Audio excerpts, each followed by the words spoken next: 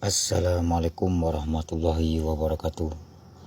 Salam dari Ambo untuk don sana Ambo kasadonyo dimanapun berada pada malam pagi kini.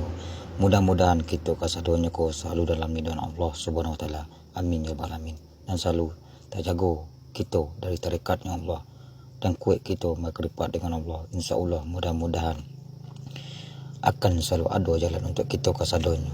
Cubalah ambil air sekali pagi don sana Ambo namanya. Ada apa penyakit di bagian dado namanya.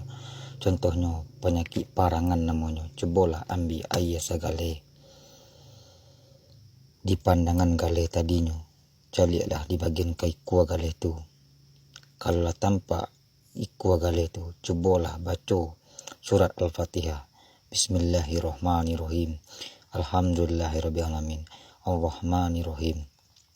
Maliki yaumiddin, iyyaka na'budu wa iyyaka nasta'in, ihdinas siratal mustaqim, siratal ladzina an'amta 'alaihim, ghairil maghdubi 'alaihim waladdallin. Amin.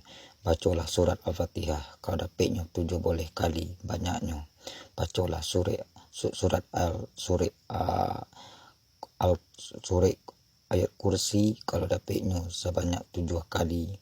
Bacalah surat Al-Ikhlas sebanyak seboleh kali dan bacalah surat Wadduha kalau dapatnya 23 kali. Di pandangan ikut galih tadi, di pandangan galih nembak air tadi, carilah mata dari atas, carilah ikut galihnya yang bagian dalamnya. Bacalah ayat tadi di dalam hati. Sesudah kita baca ayat itu kasadonyo, tiupkanlah nafas hamba Allah ke dalam air tersebut. Niatkan hati, hajatkan hati kepada Allah. Apa niat hati? Ingin menyembuhkan penyakit parangan, penyakit dado yang angui.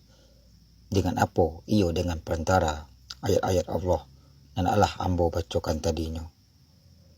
Kabul Allah, tajam makrifat, tajam bak paresonyo Nabi Muhammad Sallallahu Alaihi Wasallam ditiupkan ke air yang telah kita genggam tersebut.